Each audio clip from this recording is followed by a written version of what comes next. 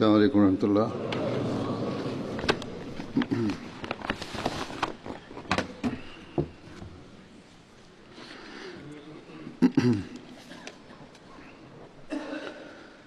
أشهد أن لا إله إلا الله وحده لا شريك له وأشهد أن محمدا عبده ورسوله أما بعد فأعوذ بالله من الشيطان الرجيم بسم الله الرحمن الرحيم الحمد لله رب العالمين الرحمن الرحيم مالك يوم الدين إياك نعبد وإياك نستعين اهدنا الصراط المستقيم صراط الذين أنعمت عليهم غير المغضوب عليهم ولا الضالين.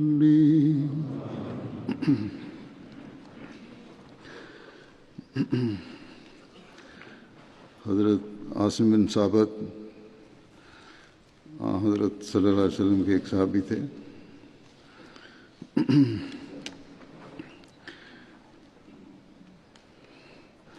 ان کی والد تھے ثابت بن قیس اور ان کی والدہ کا نام شموس بنت ابو عامر تھا. رسول اللہ صلی اللہ علیہ وسلم نے ان کے اور حضرت عبداللہ بن جہش کے درمیان مواخات قائم فرمائی تھی. غزوہ احد کے موقع پر جب کفار کا اچانک شدید حملے کی وجہ سے مسلمانوں میں بھگدڑ مچی تو حضرت عاصم حضرت صلی اللہ علیہ وسلم کے ساتھ ثابت قدم رہے. انہوں نے آپ صلی اللہ علیہ وسلم سے موت پر بیعت کی تھی. حضرت صلی اللہ علیہ وسلم کے نامزد تیر اندازوں میں شامل تھے. ان کا تعلق قبیلہ اوس سے تھا. جنگ بدر میں بھی شریک تھے. حضرت صلی اللہ علیہ وسلم نے بدر والے دن صحابہ سے پوچھا کہ جب تم دشمن کے ساتھ مقابل آؤ گے تو ان سے کیسے لڑو گے؟ حضرت عاصم نے عرض کیا یا رسول اللہ، جب کوئی قوم اتنے قریب آ جائے گی کہ ان تک تیر پہنچ سکیں تو ان پر تیر برسائے جائیں گے. پھر جب وہ ہمارے اور قریب آ جائیں کہ ان تک پتھر پہنچ سکیں تو ان پر پتھر پھینکتے جائیں گے. پھر آپ نے 3 پتھر ایک ہاتھ میں اٹھائے اور دوسرے میں، ایک ہاتھ میں اٹھائے اور 2 دوسرے میں، اور پھر کہا کہ جب وہ ہمارے اتنے قریب آ جائیں کہ ہمارے نیزے ان تک پہنچ سکیں تو ان کے ساتھ نیزہ بازی کی جائے گی. پھر جب نیزے بھی ٹوٹ جائیں گے تو انہیں تلواروں کے ذریعے قتل کیا جائے گا. اس پر رسول اللہ صلی اللہ علیہ وسلم نے فرمایا کہ اسی طرح جنگ لڑی جاتی ہے. اور پھر آپ نے فرمایا کہ جو کوئی قتال کرے، جنگ کرے تو عاصم کے بتائے ہوئے طریقے کے مطابق جنگ کرے. اس زمانے میں تو تیر اور نیزے اور تلواریں تھیں جن سے جنگ کی جاتی تھی، اور یہی طریق تھا جنگ کا. بلکہ پتھر بھی استعمال کیے جاتے تھے. آج کل کی طرح نہیں ہے کہ معصوم شہریوں پر بمباری کر کے معصوم اور بچوں کو بھی مار دیا جائے. ایک غیر مسلم نے کتاب لکھی حضرت صلی اللہ علیہ وسلم کی جنگوں کا ذکر کرتے ہوئے وہ لکھتے ہیں کہ تم محمد صلی اللہ علیہ وسلم پر الزام لگاتے ہو کہ انہوں نے جنگیں کی، مگر ان کی جنگوں میں تو چند 100 یا 1000 لوگ مرے ہوں گے، اور تم جو اپنے آپ کو ترقی یافتہ اور انسانیت کے ہمدرد سمجھتے ہو، تم نے صرف ایک جنگ میں، اسے جنگ عظیم دوم کا حوالہ دیا، کہ 7 کروڑ سے زیادہ لوگوں کو مار دیا، جن میں اکثریت عام شہریوں کی تھی۔ تو لیکن آج بدقسمتی سے مسلمان بھی ان لوگوں سے ہی مدد لے رہے ہیں اور بلا امتیاز مسلمانوں کے قتل کر رہے ہیں، بجائے اس کے کہ وہ طریق کہ جب دشمن حملہ کرے، دشمن قریب آئے، اس سے مختلف طریقے ہیں جنگ کرنے کے، یہ خود حملہ کر رہے ہیں اور معصوموں کو مار رہے ہیں۔ ایک روایت میں آتا ہے کہ حضرت علی رضی اللہ عنہ احد والے دن اپنی تلوار کے ساتھ واپس آئے، جو کثرت قتال کی وجہ سے مڑ چکی تھی۔ حضرت علی نے حضرت فاطمہ سے کہا کہ اس قابل ستائش تلوار کو رکھو، یہ میدان جنگ میں خوب کام آئی ہے۔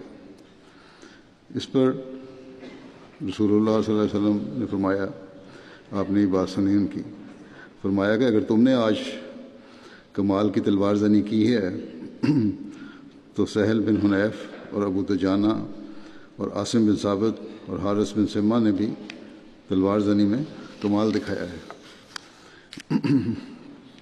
ایک روایت میں آتا ہے کہ حضرت صلی اللہ علیہ وسلم نے بدر کے قیدیوں میں سے ابو عزا عمر بن عبداللہ، جو کہ ایک شاعر تھے، پر احسان کرتے ہوئے اسے آزاد کر دیا، کیونکہ اس نے کہا تھا کہ اے محمد صلی اللہ علیہ وسلم، میری 5 بیٹیاں ہیں اور میرے علاوہ ان کا کوئی نہیں ہے، بس آپ مجھے ان کی وجہ سے بطور صدقہ آزاد کر دیں۔ تو رسول اللہ صلی اللہ علیہ وسلم نے اسے آزاد کر دیا۔ اس پر ابو عزا نے کہا کہ میں آپ سے پختہ عہد کرتا ہوں کہ میں آئندہ نہ تو آپ سے جنگ کروں گا اور نہ ہی کسی کی جنگ کے لیے معاونت کروں گا۔ اس بات پر آپ نے اسے واپس بھجوا دیا اور بغیر کسی معاوضے کے چھوڑ دیا۔ جب قریش احد کی طرف نکلنے لگے تو صفوان بن امیہ آیا اور اس نے کہا اسے کہ تم بھی ہمارے ساتھ نکلو۔ اس نے کہا کہ میں نے تو محمد صلی اللہ علیہ وسلم سے پختہ عہد کیا ہے کہ میں کبھی بھی آپ سے جنگ نہیں کروں گا اور نہ ہی جنگ کے لیے معاونت کروں گا۔ انہوں نے صرف مجھ پر یہ احسان کیا ہے اور میرے علاوہ کسی پر یہ احسان نہیں کیا۔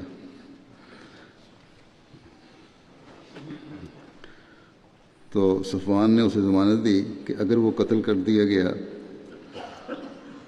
تو اس کی بیٹیوں کو اپنی بیٹیاں بنا لے گا، اور وہ زندہ رہا تو اسے مال کثیر دے گا جسے صرف اس کا عیال ہی کھائے گا۔ لالچ دیا اسے کہ تم فکر نہ کرو، اگر تم قتل ہو گئے جنگ میں، ہمارا ساتھ دو، اگر جنگ میں قتل ہو گئے تو تمہاری بیٹیوں کو اپنی بیٹیوں کی طرح رکھوں گا، اور اگر بچ گئے تو بہت زیادہ مال دوں گا۔ اس پر ابو عزا عرب کو بلانے اور اکٹھا کرنے نکلا۔ یہی نہیں کہ خود شامل ہوا، بلکہ دوسرے قبائل کو، دوسرے لوگوں کو مسلمانوں کے خلاف جنگ کرنے کے لیے اکٹھا کرنے کی کوشش کے لیے نکلا۔ پھر قریش کے ساتھ جنگ احد کے لیے بھی نکلا اور پھر قید کیا گیا، دوبارہ جنگ میں قید کیا گیا۔ اس کے علاوہ قریش میں سے کسی کو قید نہیں کیا گیا تھا۔ تو اس نے کہا، جب پکڑا گیا، پوچھا گیا کہ تم نے تو عہد کیا تھا، تو اس نے کہا کہ اے محمد صلی اللہ علیہ وسلم، میں مجبوراً نکلا ہوں اور میری بیٹیاں ہیں، بس مجھ پر احسان کر۔ دوبارہ وہی بات کی کہ میری بیٹیاں ہیں، مجھ پر احسان کرو۔ پہلے تو احسان پہ چھوڑ دیا تھا اور پھر جنگ کے لیے نکلا تھا، احسان کرتے ہوئے چھوڑا گیا تھا یہ۔ اس پر رسول اللہ صلی اللہ علیہ وسلم نے فرمایا کہ تمہارا وہ عہد کہاں گیا جو تم نے میرے ساتھ کیا تھا؟ ہرگز نہیں، اب نہیں ہو سکتا یہ۔ اللہ کی قسم، اب تم مکہ میں یہ نہیں کہتے پھرو گے کہ میں نے 2 دفعہ محمد کو نعوذ باللہ دھوکہ دیا اور بیوقوف بنایا۔ ایک اور روایت کے مطابق نبی کریم صلی اللہ علیہ وسلم نے فرمایا، یقیناً مومن ایک سوراخ سے 2 مرتبہ نہیں ڈسا جاتا، پھر آپ نے حکم دیتے ہوئے فرمایا کہ عاصم بن ثابت کو کہا کہ اس کو قتل کر دو. بس عاصم آگے بڑھے اور اس کی گردن اڑا دی.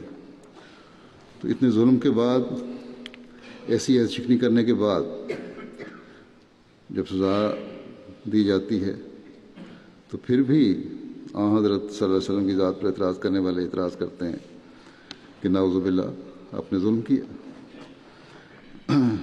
ہالینڈ کے سیاستدان جو ہے ولڈر آج کل آپ کی ذات پر بڑے بڑھ چڑھ کر حملے کر رہا ہے. اگر اس دنیا میں اپنے ملک میں بھی وہ ایسے معافی کے نمونے دکھائیں تو پھر سمجھ آئے گی کہ واقعی وہ کسی حد تک اعتراض میں جائز ہے. لیکن ایسی مثالیں کبھی پیش نہیں کر سکتے.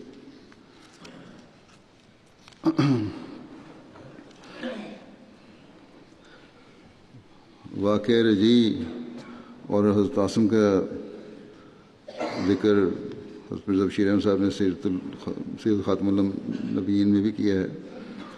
اب لکھتے ہیں کہ حضرت صلی اللہ علیہ وسلم نے ماہ صفر 4 ہجری میں اپنے 10 صحابیوں کی ایک پارٹی تیار کی اور ان پر عاصم بن ثابت کو امیر مقرر فرمایا اور ان کو یہ حکم دیا کہ وہ خفیہ مکہ کے قریب جا کر قریش کے حالات دریافت کریں اور ان کی کاروائیوں اور ارادوں سے آپ کو اطلاع دیں. لیکن ابھی یہ پارٹی روانہ نہیں ہوئی تھی کہ قبائل ازر اور قارہ کے چند لوگ آپ کی خدمت میں حاضر ہوئے اور عرض کیا کہ ہمارے قبائل میں بہت سے آدمی اسلام کی طرف مائل ہیں. آپ صلی اللہ علیہ وسلم چند آدمی ہمارے ساتھ روانہ فرمائیں جو ہمیں مسلمان بنائیں اور اسلام کی تعلیم دیں. حضرت صلی اللہ علیہ وسلم نے ان کی یہ خواہش معلوم کر کے آپ بڑے خوش ہوئے ان کی یہ خواہش معلوم کر کے، اور وہی پارٹی جو خبر رسانی کے لیے تیار کی گئی تھی ان کے ساتھ روانہ فرما دی. لیکن دراصل جیسا کہ بعد میں معلوم ہوا کہ یہ لوگ جھوٹے تھے اور بنو لحیان کی انگیخت پر مدینہ میں آئے تھے، جنہوں نے اپنے رئیس سفیان بن خالد کے قتل کے بدلہ لینے کے لیے یہ چال چلی تھی کہ اس بہانے سے مسلمان مدینے سے نکلیں تو ان پر حملہ کر دیا جائے. اور بنو لحیان نے اس خدمت کے معاوضے میں ازل اور قارہ کے لوگوں کے لیے بہت سے اونٹ انعام کے طور پر مقرر کیے تھے. جب ازل اور قارہ کے یہ غدار لوگ عثفان اور مکہ کے درمیان پہنچے تو انہوں نے بنو لحیان کو خفیہ اطلاع بھجوا دی کہ مسلمان ہمارے ساتھ آ رہے ہیں، تم آ جاؤ ان کو قتل کرنے کے لیے. جس پر قبیلہ بنو لحیان کے 200 نوجوان، جن میں سے 100 تیر انداز تھے، مسلمانوں کے تعاقب میں نکل کھڑے ہوئے اور مقام رجی میں ان کو پکڑا. 10 آدمی جو تھے مسلمان 200 سپاہیوں کا کیا مقابلہ کر سکتے تھے، لیکن مسلمانوں کو ہتھیار ڈالنے کی تعلیم نہیں دی گئی تھی. فوراً یہ صحابی ایک قریب کے ٹیلے پر چڑھ کر مقابلے کے واسطے تیار ہو گئے. کفار نے، جن کے نزدیک دھوکہ دینا کوئی معیوب فعل نہیں تھا، ان کو آواز دی کہ تم پہاڑی پر سے نیچے اتر آؤ، ہم تم سے پختہ عہد کرتے ہیں کہ تمہیں قتل نہیں کریں گے. عاصم نے جواب دیا کہ ہمیں تمہارے عہد و پیمان کا کوئی اعتبار نہیں ہے، ہم تمہاری اس ذمہ داری پر نہیں اتر سکتے. اور پھر آسمان کی طرف منہ اٹھا کر کہا کہ اے اللہ، تو ہماری حالت دیکھ رہا ہے، اپنے رسول کو ہماری اس حالت سے اطلاع پہنچا دے. غرض عاصم اور اس کے ساتھیوں نے مقابلہ کیا، بالآخر لڑتے لڑتے شہید ہوئے. اب مزید یہ لکھتے ہیں کہ اسی واقعہ رجی کے ضمن میں یہ روایت بھی آتی ہے کہ جب قریش مکہ کو یہ اطلاع ملی کہ جو لوگ بنو لحیان کے ہاتھ سے رجی میں شہید ہوئے تھے ان میں عاصم بن ثابت بھی تھے، تو چونکہ عاصم نے بدر کے موقع پر قریش کے ایک بڑے رئیس کو قتل کیا تھا، اس لیے انہوں نے رجی کی طرف خاص آدمی روانہ کیے اور آدمیوں کو تاکید کی کہ عاصم کا سر یا جسم کا کوئی عضو کاٹ کر اپنے ساتھ لائیں تاکہ انہیں تسلی ہو اور ان کا جذبہ انتقام تسکین پائے. ایک اور روایت میں یہ بھی آتا ہے کہ جس شخص کو عاصم نے قتل کیا تھا اس کی ماں سلافہ بنت سعد نے یہ نظر مانی تھی کہ وہ اپنے بیٹے کے قاتل کی کھوپڑی میں شراب ڈال کر پیے گی، لیکن خدائی تصرف ایسا ہوا کہ یہ لوگ وہاں پہنچے تو کیا دیکھتے ہیں کہ زنبوروں، بھیڑوں اور شہد کی مکھیوں کے جھنڈ عاصم کی لاش پر ڈیرا ڈالے بیٹھے ہیں اور کسی طرح وہاں سے اٹھنے میں نہیں آتے۔ ان لوگوں نے بڑی کوشش کی کہ یہ زنبور اور مکھیاں وہاں سے اڑ جائیں، مگر کوئی کوشش کامیاب نہ ہوئی۔ آخر مجبور ہو کر یہ لوگ خائب و خاسر واپس لوٹ گئے۔ اس کے بعد جلد ہی بارش کا ایک طوفان آیا اور عاصم کی لاش کو وہاں سے بھاگ کر کہیں کا کہیں لے گیا۔ لکھا ہے کہ عاصم نے مسلمان ہونے پر یہ عہد کیا تھا کہ آئندہ وہ ہر قسم کی مشرکانہ چیز سے قطعی پرہیز کریں گے، حتیٰ کہ مشرک کے ساتھ چھوئیں گے بھی نہیں۔ حضرت عمر کو جب ان کی شہادت اور اس واقعے کی اطلاع ہوئی تو آپ کہنے لگے کہ خدا بھی اپنے بندوں کے جذبات کی کتنی پاسداری فرماتا ہے۔ موت کے بعد بھی اس نے عاصم کے عہد کو پورا کروایا اور مشرکین کے مس سے انہیں محفوظ رکھا۔ آپ رضی اللہ عنہ کو حمی الدبر بھی کہا جاتا ہے، یعنی جسے بھیڑوں یا شہد کی مکھیوں کے ذریعے بچایا گیا۔ اللہ تعالیٰ نے موت کے بعد بھی بھیڑوں کے ذریعے آپ کی حفاظت کی۔ حضرت عاصم اور ان کے اصحاب کی شہادت کے بعد رسول اللہ صلی اللہ علیہ وسلم نے مہینہ بھر نماز فجر میں قنوت فرمایا، جس میں ریل، زکوان اور من الحیان پر لعنت کرتے رہے۔ ایک اور روایت میں آتا ہے کہ حضرت عاصم دشمن کے مقابلے میں تیر برساتے جاتے اور ساتھ یہ شعر پڑھتے جاتے تھے کہ الموت حق والحیات باطل وکل ما قد الالہ نازل بالمر والمرء الیہ عائل، یعنی موت برحق ہے اور زندگی بیکار ہے، اور خدا کسی انسان کے بارے میں جو فیصلہ کرے وہی نازل ہونے والا ہے، اور اس انسان کو بھی اس فیصلے کو قبول کرنا ہوگا۔ جب حضرت عاصم کے تیر ختم ہو گئے تو وہ نیزے سے لڑنے لگے، نیزہ بھی ٹوٹ گیا تو تلوار نکالی اور لڑتے لڑتے جان دے دی۔ دوسرے صحابی جن کا ذکر ہوگا وہ حضرت سہل بن حنیف انصاری ہیں۔ حنیف بن وہب ان کے والد تھے، والدہ کا نام ہند بنت رافع تھا۔ والدہ کی طرف سے آپ کے دو بھائی تھے، عبداللہ اور نعمان، اور ان کی اولاد میں بیٹے اسد اور عثمان اور سعد تھے۔ حضرت سہل کی اولاد مدینہ اور بغداد میں مقیم رہی۔ حضرت صلی اللہ علیہ وسلم نے آپ کے اور حضرت علی کے درمیان مواخات قائم فرمائی۔ انہوں نے غزوہ بدر سمیت تمام غزوات میں حضرت صلی اللہ علیہ وسلم کے ہمراہ شرکت کی۔ حضرت سہل بن حنیف عظیم المرتبہ صحابی تھے، لیکن آپ کے مالی حالات مضبوط نہ تھے۔ ابن عیینہ سے روایت ہے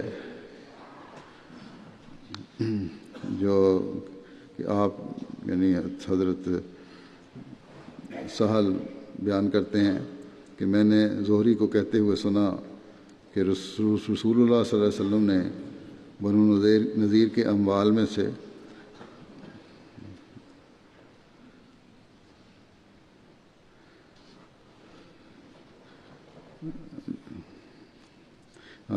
ابو عیینہ بیان کرتے ہیں کہ میں نے زہری کو کہتے ہوئے سنا کہ رسول اللہ صلی اللہ علیہ وسلم نے بنو نذیر کے اموال میں سے حضرت سہل بن حنیف اور حضرت ابو دجانہ کے علاوہ انصار میں سے کسی کو حصہ نہیں دیا، کیونکہ یہ دونوں تنگ دست تھے۔ ابن اسحاق بیان کرتے ہیں کہ حضرت صلی اللہ علیہ وسلم کے مدینہ ہجرت فرمانے کے بعد حضرت علی نے 3 دن اور راتیں مکے میں قیام کیا، اور لوگوں کی وہ امانتیں جو حضرت صلی اللہ علیہ وسلم کے سپرد تھیں وہ انہیں واپس کیں۔ پھر حضرت علی رضی اللہ عنہ حضرت صلی اللہ علیہ وسلم سے جا ملے اور آپ کے ساتھ حضرت کلثوم بن ہدم کے ہاں ٹھہرے۔ دوران سفر 1-2 رات قباء میں حضرت علی کا قیام رہا۔ آپ بیان کرتے تھے کہ قباء میں ایک مسلمان عورت تھی جس کا خامن نہیں تھا۔ کہتے ہیں میں نے دیکھا کہ رات گئے ایک آدمی آ کے اس کے دروازے پر دستک دیتا ہے۔ اس پر وہ عورت باہر آتی ہے، وہ آدمی کوئی چیز اسے دیتا ہے اور وہ لے لیتی ہے۔ آپ رضی اللہ عنہ کہتے ہیں کہ مجھے اس معاملہ پر شک ہوا۔ میں نے اس عورت سے کہا کہ اے اللہ کی بندی، یہ آدمی کون ہے جو ہر رات تمہارے دروازے پر دستک دیتا ہے اور جب تم باہر آتی ہو تو تمہیں کوئی چیز پکڑا جاتا ہے جس کا مجھے پتہ نہیں کہ وہ کیا چیز ہوتی ہے، اور تم ایک مسلمان عورت ہو، تمہارا شوہر بھی نہیں ہے، اس لیے یہ اس طرح رات کو نکلنا اور کسی غیر مرد سے اس طرح بات کرنا یا چیز لینا ٹھیک نہیں ہے۔ اس عورت نے کہا کہ یہ سہل بن حنیف ہیں، انہیں معلوم ہے کہ میں اکیلی عورت ہوں اور میرا کوئی نہیں ہے، اس لیے جب شام ہوتی ہے تو یہ اپنے لوگوں کے قوم کے رشتہ داروں کے بتوں کو توڑتے ہیں اور پھر مجھے لا کے دے دیتے ہیں تاکہ میں انہیں جلا دوں۔ اور ابن اسحاق کے بقول بیان کرتے ہیں کہ حضرت علی حضرت سہل کی وفات تک آپ کو یہ واقعہ بیان کرتے تھے، یعنی کہ اپنے لوگوں میں کچھ شرک مٹانے کے لیے آپ نے یہ ایک ترکیب استعمال کی۔ حضرت سہل بن حنیف ان عظیم المرتبت صحابہ میں سے تھے جنہوں نے احد کے روز ثابت قدمی دکھائی۔ اس روز انہوں نے موت پر حضور صلی اللہ علیہ وسلم کی بیعت کی۔ آپ رضی اللہ تعالیٰ عنہ اس وقت حضور صلی اللہ علیہ وسلم کے آگے ڈھال بن کر ڈٹے رہے جب دشمن کے شدید حملے کی وجہ سے مسلمان بکھر گئے تھے۔ اس دن انہوں نے حضور صلی اللہ علیہ وسلم کی طرف سے تیر چلائے۔ رسول اللہ صلی اللہ علیہ وسلم نے فرمایا نبلوا سہلا فإنہ سہل، کہ سہل کو تیر پکڑاؤ کیونکہ تیر چلانا اس کے لیے آسان امر ہے۔ یہ بیان کیا جاتا ہے کہ غزول ایک ماہر نیزہ باز یہودی تھا۔ اس کا پھینکا ہوا نیزہ وہاں تک پہنچ جاتا تھا جہاں دوسروں کے نیزے نہیں پہنچ سکتے تھے۔ بنو نذیر کے محاصرہ کے ایام میں حضرت صلی اللہ علیہ وسلم کے لیے ایک خیمہ تیار کیا گیا۔ غزول نے نیزہ پھینکا جو کہ اس خیمے تک پہنچ گیا۔ اس پر رسول اللہ صلی اللہ علیہ وسلم نے صحابہ کو حکم دیا کہ اس کو وہاں سے یعنی خیمے کو وہاں سے ہٹا دیں، چنانچہ اس کی جگہ تبدیل کر دی گئی۔ پھر اس کے بعد حضرت علی اس شخص کی گھات میں گئے۔ غزول ایک گروہ کے ساتھ لیے مسلمانوں کے کسی بڑے سردار کو قتل کرنے کے ارادے سے نکل رہا تھا۔ اس وقت یہی نیزہ باز حضرت علی نے موقع پا کر اسے قتل کر دیا اور اس کا سر حضرت صلی اللہ علیہ وسلم کی خدمت پیش کیا۔ اس کے ساتھ جو لوگ تھے وہ بھاگ گئے۔ ان لوگوں کی سرکوبی کے لیے حضرت صلی اللہ علیہ وسلم نے حضرت علی کی ہی قیادت میں 10 افراد پر مشتمل ایک دستہ روانہ فرمایا جنہوں نے ان لوگوں کا تعاقب کر کے ان کو قتل کر دیا، اس لیے کہ وہ جنگ کے لیے اور چھپ کر حملہ کر کے قتل کرنے کے لیے نکلے تھے۔ اس دستے میں جو حضرت علی کے ساتھ گیا تھا حضرت ابو دجانہ اور حضرت سہل بن حنیف بھی شامل تھے۔ کوئی دن نہیں تھا جو آرام و سکون سے اس زمانے میں مسلمانوں کو گزرتا ہو۔ ہر وقت دشمن حملے کی طاق میں تھا، اور اگر یہ قتل کیا گیا تو ایسے دشمن کے ساتھ پھر یہی سلوک ہونا چاہیے تھا۔ رسول اللہ صلی اللہ علیہ وسلم نے فتح خیبر کے بعد وادی القرا کی طرف رخ فرمایا۔ جب حضرت صلی اللہ علیہ وسلم کا لشکر وادی القرا میں اترا تو یہود پہلے سے جنگ کے لیے تیار تھے، چنانچہ انہوں نے تیروں کے ساتھ استقبال کیا، مسلمانوں پر تیر پھینکنے شروع کر دیے۔ حضرت صلی اللہ علیہ وسلم کا غلام جس کا نام مدم تھا، آپ صلی اللہ علیہ وسلم کی سواری سے کجاوا وغیرہ اتار رہا تھا کہ ایک اندھا تیر آ کر اسے لگا، جس سے وہ جاں بحق ہو گیا۔ حضرت صلی اللہ علیہ وسلم نے فوراً صف بندی کا حکم دیا. لوا حضرت سعد بن عبادہ کا عنایت فرمایا اور جھنڈوں میں سے ایک حضرت حباب بن منذر اور دوسرا حضرت سہل بن حنیف رضی تعالیٰ عنہ کو اور تیسرا حضرت عباد بن بشر کو سونپا. اس لڑائی کے نتیجے میں یہ سارا علاقہ مسلمانوں کے زیر نگیاں آ گیا. یہاں فتح عطا فرمائی اللہ تعالیٰ نے اور یہاں سے اللہ تعالیٰ نے کثیر مال عطا فرمایا. حضرت صلی اللہ علیہ وسلم نے یہاں 4 دن قیام فرمایا. صحابہ میں غنائم تقسیم فرمائے.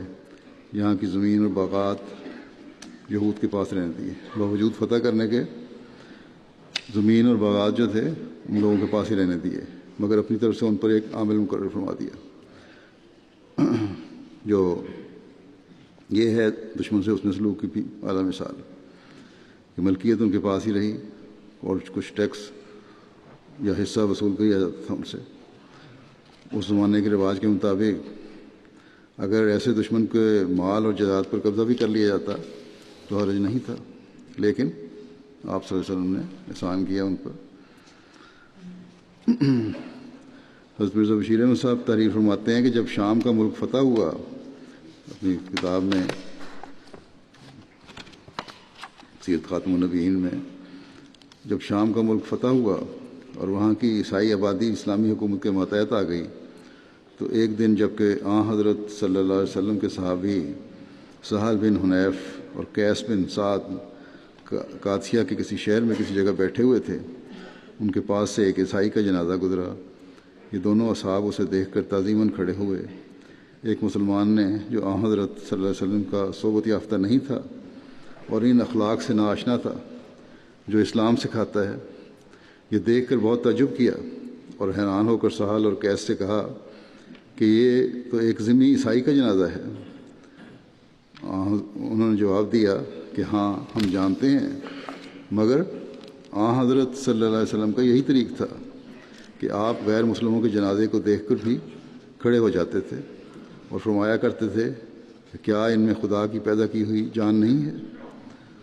بس یہ ہے ایک طریق انسانیت کے احترام اور مذہب کے درمیان نفرتیں ختم کرنے کا، جس کی بنیاد حضرت صلی اللہ علیہ وسلم نے رکھی اور وہی اسوہ حسنہ پھر صحابہ نے اپنایا. ابو وائل سے روایت ہے کہ ہم صفین میں تھے کہ حضرت سہل بن حنیف کھڑے ہوئے اور کہنے لگے کہ اے لوگو، اپنے آپ کو ہی غلطی پر سمجھو، کیونکہ ہم حدیبیہ کے واقعہ میں رسول اللہ صلی اللہ علیہ وسلم کے ساتھ تھے. اگر ہم مقابلہ کی صورت دیکھتے تو ضرور مقابلہ کرتے. اتنے میں حضرت عمر بن خطاب آئے اور انہوں نے کہا، یعنی حدیبیہ کے واقعہ کا ذکر ہو رہا ہے، انہوں نے کہا کہ یا رسول اللہ، کیا ہم حق پاک پر نہیں ہیں اور وہ کافر باطل پر؟ آپ نے فرمایا کیوں نہیں؟ تو انہوں نے کہا کیا ہمارے مقتول جنت میں نہیں اور ان کے مقتول آگ میں نہیں؟ آپ نے فرمایا کیوں نہیں؟ تو حضرت عمر نے کہا کہ ہم اپنے دین سے متعلق ایسی ذلت کیوں برداشت کریں جو صلح کر رہے ہیں حدیبیہ کے دن؟ کیا ہم یہاں سے یوں ہی لوٹ جائیں یہاں تک کہ اللہ ہمارے اور ان کے درمیان فیصلہ نہ کر دے؟ تو آپ صلی اللہ علیہ وسلم نے فرمایا، خطاب کے بیٹے، میں اللہ کا رسول ہوں اور اللہ مجھے ہرگز کبھی ضائع نہیں کرے گا. پھر حضرت عمر رضی اللہ عنہ حضرت ابوبکر رضی اللہ عنہ کے پاس گئے اور ان سے وہی کچھ کہا جو نبی کریم صلی اللہ علیہ وسلم سے عرض کیا تھا. حضرت ابوبکر نے کہا کہ وہ اللہ کے رسول ہیں اور اللہ ان کو کبھی ضائع نہیں کرے گا. پھر آگے لکھتے ہیں، بخاری کی میں لکھا ہے، حدیث ہے کہ پھر سورہ فتح نازل ہوئی اور رسول اللہ صلی اللہ علیہ وسلم حضرت عمر کو آخر تک رسول اللہ صلی اللہ علیہ وسلم نے حضرت عمر کو آخر تک پڑھ کر سنائی. حضرت عمر نے کہا کہ یا رسول اللہ، کیا یہ فتح ہے؟ آپ نے فرمایا ہاں. اس حدیث کی شرح میں حضرت سید ولی اللہ شاہ صاحب لکھتے ہیں کہ صفین عراق اور شام کے درمیان ایک جگہ کا نام ہے جہاں حضرت علی اور حضرت معاویہ کا مقابلہ ہوا، اور جب حضرت معاویہ کی فوج کے لوگوں کو یہ محسوس ہوا کہ ان کو شکست ہونے لگی ہے تو انہوں نے قرآن مجید کو اونچا کیا اور کہا کہ قرآن مجید کو حکم بنا کر فیصلہ کیا جائے. چنانچہ اس پر جنگ بند ہو گئی. حضرت علی کی طرف سے جنگ بندی کا اعلان ہو گیا. بعض لوگوں کی طرف سے جنگ بندی پر اعتراضات بھی ہوئے. حضرت سہل حضرت علی کی طرف سے شریک تھے. حضرت سہل بن حنیف نے ان سے کہا کہ اتہموا انفسکم، کہ اپنی رائے ہی گناہ درست سمجھو، کیونکہ اس سے قبل صلح حدیبیہ کے موقع پر حضرت عمر کو بھی غلط فہمی پیدا ہوئی تھی، لیکن آخر واقعات نے بتا دیا کہ نبی کریم صلی اللہ علیہ وسلم کی استقامت اور رفاع عہد کو برکت دی گئی اور آپ خطرے سے محفوظ ہو گئے. تو کہتے ہیں، پھر آپ نے کہا کہ لوگ جس بات کو کمزوری اور ذلت پر محمول کر رہے تھے، اللہ تعالیٰ نے اسی بات کو قوت و عزت کا باعث بنا دیا، اور نبی کریم صلی اللہ علیہ وسلم نے ہر چھوٹی بڑی بات میں معاہدہ کی نگہداشت ملحوظ رکھی ہے. گو یہاں تو یہ دھوکہ ہوا اور وہ نتائج نہیں نکلے، لیکن مومن کو ہمیشہ اس نظر رکھنا چاہیے، اور جو معاہدے اللہ تعالیٰ کے نام پر کیے جانے کی کوشش کی جائے اسے کر لینا چاہیے ساری چیزیں دیکھ کر، یہی مومنانہ شان ہے. لیکن بہرحال دوبارہ دھوکہ نہیں کھانا چاہیے. وہاں تو اللہ تعالیٰ نے علیہ وسلم کو بتا بھی دیا تھا. اسی کو بیان کرتے ہوئے حضرت سہل نے یہ کہا کہ اگر معاہدہ ہو رہا ہے، جنگ بندی ہو رہی ہے، تو ہمیں بھی صلح حدیبیہ والے واقعہ کو سامنے رکھتے ہوئے صلح کر لینی چاہیے.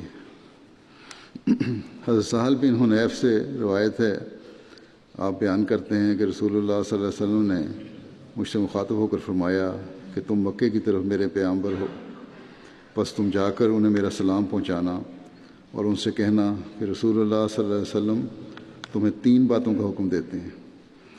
اپنے باپ دادا کی قسمیں نہ کھاؤ، باپ دادا کی قسمیں کھانا منع ہے، گناہ ہے. جب تم قضائے حاجت کے لیے بیٹھو تو اپنا منہ اور پیٹھ قبلہ رخ کر کے نہ بیٹھو، شمالاً جنوباً بیٹھنا چاہیے. اسی طرح تیسری نصیحت یہ فرمائی کہ ہڈی اور گوبر سے استنجا نہ کرو. اس میں بھی بڑی حکمت ہے. کئی قسم کے بیکٹیریا ہوتے ہیں اس میں جس سے انفیکشن کا خطرہ ہوتا ہے. آج کل تو ٹیشو اور پانی کا رواج ہے، لیکن اس زمانے میں جنگلوں میں پتھر اور ہڈیاں وغیرہ استعمال کی جاتی تھیں، اس سے آپ نے منع فرمایا.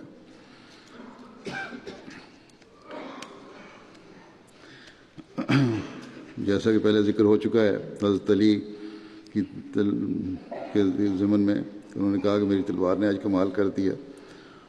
تو حضرت عاصم بن ثابت اور سہل بن حنیف بھی کے بارے میں بھی صلی اللہ علیہ وسلم نے یہی فرمایا تھا کہ ان کی تلواروں نے بھی آج کمال کیا ہے. جب حضرت علی رضی اللہ عنہ کی بیعت کی گئی تب انہوں نے ان کے ساتھ جب حضرت علی رضی اللہ عنہ کی بیعت کی گئی تب بھی سہل جو تھے وہ ان کے ساتھ تھے. جب حضرت علی بصرہ کے لیے روانہ ہوئے تو حضرت سہل کو اپنا قائم مقام مقرر فرمایا. آپ حضرت علی کے ساتھ جنگ صفین میں شامل ہوئے. حضرت علی نے آپ کو بلاد فارس کا والی مقرر فرمایا، لیکن وہاں کے لوگوں نے آپ کو نکال دیا. اس پر حضرت علی نے حضرت زیاد کو بھیجا، جن سے اہل فارس راضی ہوئے اور مصالحت کی اور خراج ادا کیا. نکال اس لیے نہیں دیا تھا کہ نعوذ باللہ آپ کوئی غلط کام کر رہے تھے، بلکہ مختلف طبائع ہوتی ہیں، انسان کی ہر ایک کی مختلف خصوصیات ہوتی ہیں. اس لحاظ سے حضرت زیاد اہل فارس کو بہتر رنگ میں قابو کر سکے اور پھر ان سے مصالحت بھی ہو گئی اور خراج وغیرہ بھی وصول کیا. حضرت سہل بن حنیف کی وفات جنگ صفین سے واپسی پر کوفہ میں 38 ہجری میں ہوئی. آپ کی نماز جنازہ حضرت علی نے پڑھائی. حضرت حنش بن معطر بیان کرتے ہیں کہ جب حضرت سہل بن حنیف کی وفات ہوئی تو حضرت علی رضی اللہ عنہ آپ کی نماز جنازہ پڑھانے کے لیے میدان میں تشریف لائے. حضرت علی نے نماز جنازہ میں 6 تکبیرات کہیں. یہ بات کچھ لوگوں کو ناگوار گزری. اس پر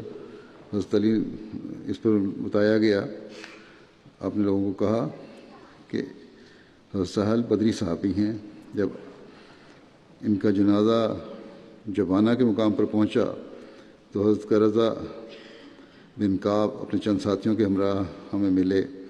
انہوں نے حضرت علی کی خدمت میں عرض کیا کہ یا امیر المومنین، ہم حضرت سہل کی نماز جنازہ میں شامل نہیں ہو سکے تھے۔ اس پر حضرت علی نے انہیں آپ کی نماز جنازہ پڑھنے کی اجازت دی، بس انہوں نے حضرت رضا کی امامت میں حضرت سہل کی نماز جنازہ ادا کی۔ تیسرے صحابی جن کا ذکر ہوگا وہ ہیں حضرت جبار بن صخر بن امیہ کے بیٹے تھے۔ حضرت جبار 70 انصار کے ساتھ بیعت عقبہ ثانیہ میں شامل ہوئے۔ آپ صلی اللہ علیہ وسلم نے حضرت جبار اور حضرت مقداد بن عمر کے درمیان مواخات قائم کی۔ غزوہ بدر کے وقت ان کی عمر 32 سال تھی۔ رسول اللہ صلی اللہ علیہ وسلم انہیں خالص یعنی کھجوروں کی پیداوار کا اندازہ کرنے والا بنا کر خیبر وغیرہ بھیجا کرتے تھے۔ ان کی وفات حضرت عثمان کے دور خلافت میں 30 ہجری میں مدینہ میں ہوئی۔ وفات کے وقت آپ کی عمر 62 سال تھی۔ حضرت جبار غزوہ بدر، احد، خندق اور تمام غزوات میں رسول اللہ صلی اللہ علیہ وسلم کے ہم رکاب تھے۔ حضرت جبار بن صخر رضی اللہ عنہ سے روایت ہے کہ آپ بیان کرتے ہیں کہ حضرت صلی اللہ علیہ وسلم نے فرمایا کہ جب کہ آپ مکے کی طرف جا رہے تھے کہ کون ہم سے پہلے عصایہ مقام پر جائے گا اور ہمارے پہنچنے تک اس کے حوض کے سوراخوں کو مٹی سے رست کر کے اور اسے فراخ کر کے اس میں پانی بھر دے گا۔ ابو اویس ایک راوی کہتے ہیں کہ یہ وہ جگہ تھی جہاں رسول اللہ صلی اللہ علیہ وسلم نے ہمیں روانہ فرمایا۔ راوی کہتے ہیں کہ حضرت جبار نے بیان کیا کہ اس پر میں کھڑا ہوا اور عرض کیا کہ میں یہ خدمت سر انجام دوں گا۔ آپ نے فرمایا جاؤ۔ پس عصایہ پہنچا، اس کے حوض کو مرمت کر کے اسے کھلا کیا، اسے بھر دیا۔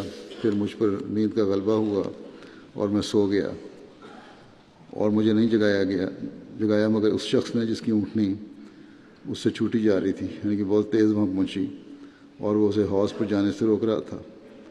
اونٹنی پانی کی طرف جا رہی تھی۔ اس شخص نے مجھے کہا اے حوض والے، اپنے حوض پر پہنچو۔ تو میں کیا دیکھتا ہوں کہ وہ رسول اللہ صلی اللہ علیہ وسلم ہیں۔ میں نے عرض کیا جی۔ یہ بیان کرتے ہیں کہ پھر حضور نے اپنی سواری کو گھاٹ پر اتارا، پھر آپ مڑے اور سواری کو بٹھایا۔ پھر آپ نے فرمایا برتن لے کر میرے ساتھ آؤ۔ میں برتن لے کر آپ کے پیچھے پیچھے گیا۔ آپ صلی اللہ علیہ وسلم نے اچھی طرح وضو فرمایا، میں نے بھی آپ کے ساتھ وضو کیا۔ پھر آپ نماز کے لیے کھڑے ہوئے، میں آپ کے بائیں طرف کھڑا ہو گیا۔ وہاں پہنچنے کے بعد پہلے کام آپ صلی اللہ علیہ وسلم نے یہ فرمایا کہ وضو کیا اور نفل ادا کرنے کھڑے ہو گئے۔ حضرت صلی اللہ علیہ وسلم جب کہتے ہیں میں بائیں طرف کھڑا ہوا تو صلی اللہ علیہ وسلم نے میرا ہاتھ پکڑ کر مجھے اپنے دائیں طرف کھڑا کیا۔ یہ نفل میں پڑھتے ہوئے بھی ان کو خیال آیا کہ صلی اللہ علیہ وسلم کے ساتھ نفل پڑھنے چاہیے، تو یہ کھڑے ہو گئے بائیں طرف، لیکن صلی اللہ علیہ وسلم نے فوراً ہاتھ پکڑ کے دائیں طرف کر دیا کہ جب جماعت نماز ہو رہی ہو، دو شخص ہوں تو دوسرے کو امام کے دائیں طرف کھڑا ہونا چاہیے۔ کہتے ہیں بس ہم نے نماز پڑھی اور ابھی ہم نماز پڑھ ہی رہے تھے کہ باقی لوگ بھی آ گئے۔ غزوہ بدر کے روز حضرت صلی اللہ علیہ وسلم نے دعا فرمائی کہ اللہم اکفنی نوفل خویلد، کہ اے اللہ نوفل بن خویلد کے قریش مکہ کے مشرکین کا ایک سردار تھا کہ مقابل میرے لیے کافی ہو جا۔ حضرت جبار بن صخر نے اسے قیدی بنایا ہوا تھا اور حضرت علی اس کے پاس آئے اور اسے قتل کر دیا۔ یہ دعا اس طرح پھر آپ نے صلی اللہ علیہ وسلم دریافت فرمایا کہ کسی کو نوفل کی کوئی خبر ہے؟ حضرت علی نے عرض کیا کہ میں نے اسے قتل کر دیا، اور اس پر آپ نے یہ دعا کی کہ تمام تعریف اللہ کے لیے ہے جس نے اپنی جناب سے میری دعا قبول فرمائی۔ بڑا شدید دشمن تھا، اس کے لیے آپ نے اللہ تعالیٰ کو کہا تھا میرے لیے کافی ہو جا۔ اللہ تعالیٰ نے پھر اسے قتل کے سامان پیدا کیے۔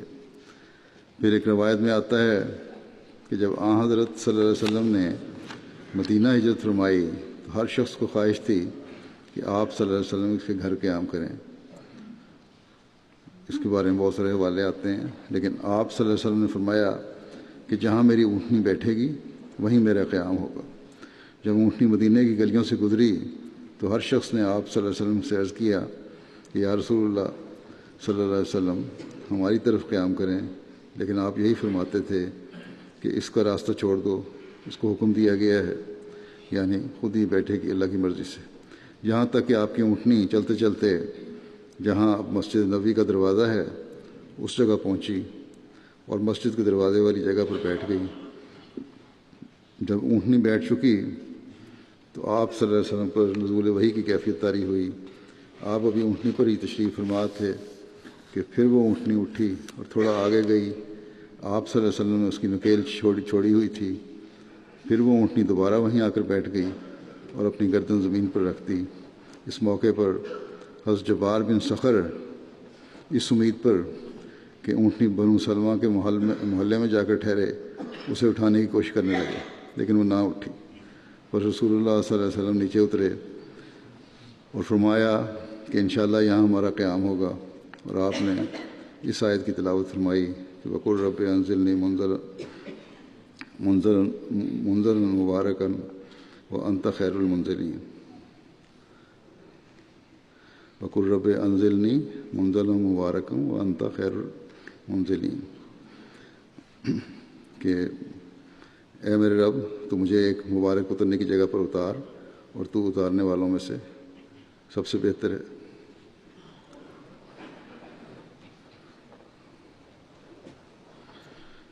پھر رسول اللہ صلی اللہ علیہ وسلم نے فرمایا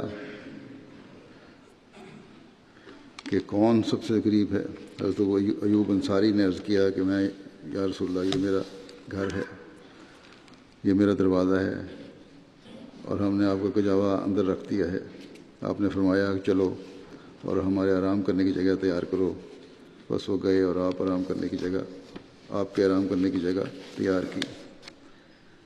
شاس بن قیس ایک عمر رسیدہ شخص تھا اور سخت کافر تھا۔ مسلمانوں سے شخص شدید کینہ اور بغض رکھتا تھا۔ اس کا گزر مسلمانوں کی ایک جماعت پر ہوا جو مجلس میں بیٹھے باتیں کر رہے تھے۔ جب اس نے ان کی باہمی الفت، اتحاد اور آپس کی صلح کاری دیکھی کہ یہ بیٹھے ہوئے ہیں اور باتیں کر رہے ہیں ہنسی خوشی، پیار اور محبت سے، جو جاہلیت کی دشمنی کے بعد اسلام کی بدولت انہیں حاصل ہوئی تھی۔ یہ صلح کی جو فضا تھی اس سے پہلے ان کی دشمنیاں تھیں ان لوگوں کی، لیکن اسلام کی بدولت انہیں یہ صلح کی اور باہمی الفت اور پیار اور محبت کے سلوک کی توفیق ملی۔ تو کہتے ہیں وہ غضبناک ہو گیا اس بات کو دیکھ کے، کیونکہ جب وہ مسلمان ہوئے تو اللہ تعالیٰ نے ان کے دلوں کو ملا دیا۔ شاس بن قیس نے کہا کہ بنو کیلا کے سردار اس علاقے میں بیٹھے ہیں، جب تک ان کے سردار آپس میں اکٹھے ہیں ہمیں قرار نصیب نہیں ہو سکتا۔ یہ کس طرح ہو سکتا ہے کہ دونوں دشمنیاں جو ہیں وہ دوستیوں میں بدل جائیں، بلکہ محبت اور پیار میں بدل جائیں۔ اس نے ایک یہودی جوان کو جو اس کے ساتھ تھا اس کام پر لگایا کہ ان کے پاس جا کر ان کے ساتھ بیٹھے اور جنگ بواس اور اس سے پہلے کے حالات کا ذکر چھیڑے، اور انہیں وہ شعر سنائے جو وہ ایک دوسرے کے خلاف کہا کرتے تھے، یہی لوگ دو مختلف قبیلے۔ بس اس نے ایسا ہی کیا، اور ایک قبیلے نے جنگ میں جو دوسرے قبیلے کے خلاف اشعار کہے تھے ان میں سے باز پڑھے۔ اس بات نے گویا ان کے سینوں میں آگ بھڑکا دی۔ دوبارہ وہی جاہلیت کا یہ شعر سن کر جاہلیت کا زمانہ ان کو عود کر آیا۔ اس پر دوسرے قبیلے والوں نے کہا کہ ہمارے شاعر نے اس دن ایسے ایسے کہا تھا۔ اس نے بھی وہی جاہلانہ شعر پڑھ دیے۔ پھر پہلے قبیلے والوں نے کہا کہ ہمارے شاعر نے اس دن ایسے ایسے کہا تھا۔ بس وہ سب آپس میں ایک وقت تھا کہ محبت و پیار سے بیٹھے باتیں کر رہے تھے، یہ فتنے کی وجہ سے آپس میں تلخ کلامی کرنے لگے، جھگڑنے لگے اور تفاخر کرنے لگے، یہاں تک کہ ان میں سے دو افراد حضرت اوس بن کیزی اور حضرت جبار بن صخر باہم الجھ پڑے۔ ان میں سے ایک نے دوسرے سے کہا کہ اگر تم چاہو تو ہم ابھی جنگ کا آغاز کر دیتے ہیں۔ یہاں تک نوبت آ گئی۔ دونوں فریق غصے میں آ کر لڑائی کی جگہ مقرر کرنے لگے اور زمانہ جاہلیت جیسے دعوے کرنے لگے۔ رسول اللہ صلی اللہ علیہ وسلم تک اس کی خبر پہنچی تو آپ اوس اور خزرج کے پاس آئے۔ آپ کے ساتھ مہاجرین صحابہ کرام تھے. آپ صلی اللہ علیہ وسلم نے فرمایا اے مسلمانوں کے گروہ، اللہ کا تقوی اختیار کرو، اللہ کا تقوی اختیار کرو. کیا تم اب بھی جاہلیت والے دعوے کرتے ہو جبکہ میں تمہارے درمیان موجود ہوں، اور اللہ نے تمہیں اسلام کی طرف ہدایت دے دی ہے اور اس کے ذریعے تمہیں عزت بخشی اور تم سے جاہلیت کا معاملہ ختم کر دیا، تمہیں کفر سے بچا لیا ہے، تم نے باہم الفت ڈال دی ہے. کیا تم پہلے کی طرح کفر میں لوٹنے لگے ہو؟ صحابہ کرام کو پتہ چل گیا کہ یہ ایک شیطانی وسوسہ ہے اور ان کے دشمن کی چال ہے. تو انہوں نے اپنے ہتھیار پھینکے اور رونے لگ گئے، اور اوس اور خزرج کے افراد آپس میں گلے ملنے لگے اور رسول اللہ صلی اللہ علیہ وسلم کے ساتھ سر تسلیم خم کیے اطاعت کا دم بھرتے واپس آ گئے. اللہ تعالیٰ نے ان کے دشمن شاس بن قیس کی لگائی ہوئی آگ کو ٹھنڈا کر دیا تھا. یہ آیت بھی اتری کہ قل یا اہل الکتاب لما تکفرون بآیات اللہ واللہ شہید علی ما تعملون. قل یا اہل الکتاب لما تصدون عن سبیل اللہ من آمن تبغونہ عوجا وانتم شہداء وما اللہ بغافل عما تعملون. کہ ان سے کہہ دے اے اہل کتاب، کیوں تم اللہ کی آیات کا انکار کرتے ہو جبکہ اللہ اس پر گواہ ہے جو تم کرتے ہو. اور کہہ دے اے اہل کتاب، تم اسے جو ایمان لایا ہے اللہ کی راہ سے کیوں روکتے ہو، یہ چاہتے ہوئے کہ اس راہ میں کجی پیدا کرو جب تم حقیقت پر گواہ ہو اور اللہ اس سے غافل نہیں جو تم کرتے ہو. حضرت اوس بن قیزی اور حضرت جبار بن صخر اور جو ان کے ساتھی تھے جنہوں نے شاس کے بہکاوے میں آ کے جاہلیت کے زمانے کی طرح کا مظاہرہ کیا تھا، ایسے لوگوں کے بارے میں بھی ان کے یہی آیت پھر یعنی کہ یہی حکم نازل ہوا کہ یا ایھا الذین آمنوا ان تطیعوا فریقا من الذین اوتوا الکتاب یردوکم بعد ایمانکم کافرین وکیف تکفرون وانتم تتلی علیکم آیات اللہ وفیکم رسولہ ومن یعتصم باللہ فقد ہدی الی صراط مستقیم. کہ اے وہ لوگوں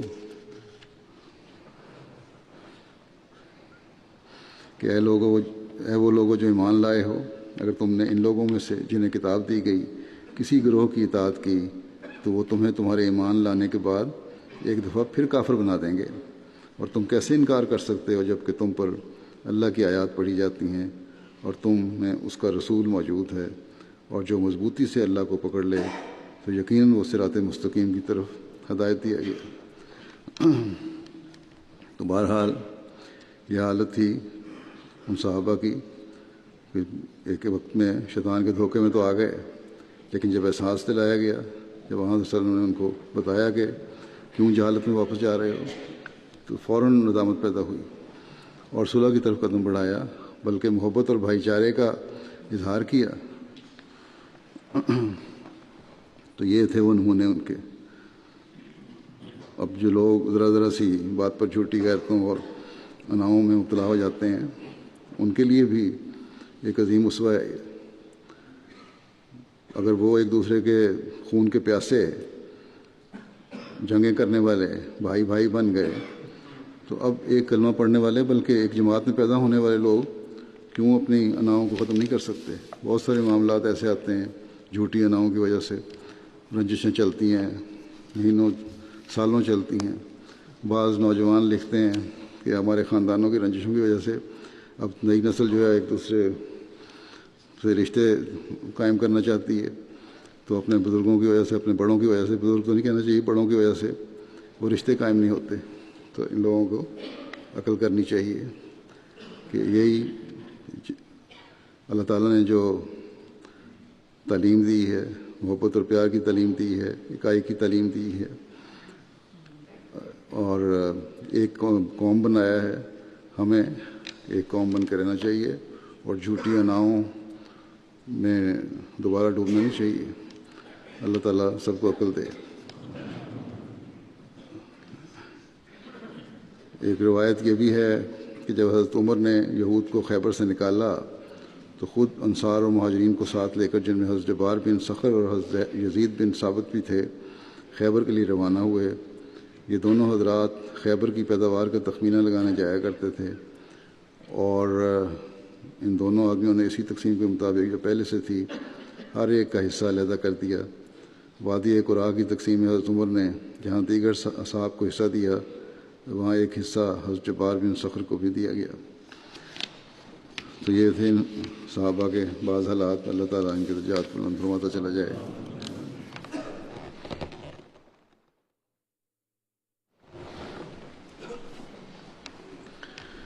अल्हम्दुलिल्लाह नहमदुहु व नस्तईनुहु व नस्तगफिरुहु व नुमिनु बिही व नतवक्कलु अलैहि व नऊज़ु बिल्लाहि मिन शुरूरि अनफुसिना व मिन सय्यिआति अअमालिना मन यहदिहिल्लाहु फला मुदिल्ल लहु वमन युद्लिल फला हादिय लहु वनशहदु अल्ला इलाहा इल्लल्लाह वनशहदु अन्ना मुहम्मदन अब्दुहु व रसूलुहु। इबादल्लाहि रहिमकुमुल्लाह इन्नल्लाहा यअमुरु बिल अदलि वल इहसानि व ईताइ ज़िल क़ुर्बा व यन्हा अनिल फ़हशाइ वल मुनकरि वल बग़ि यइज़ुकुम लअल्लकुम तज़क्करून। उज़्कुरुल्लाह यज़्कुरुकुम वदऊहु यस्तजिब लकुम वलज़िक्रुल्लाहि अकबर।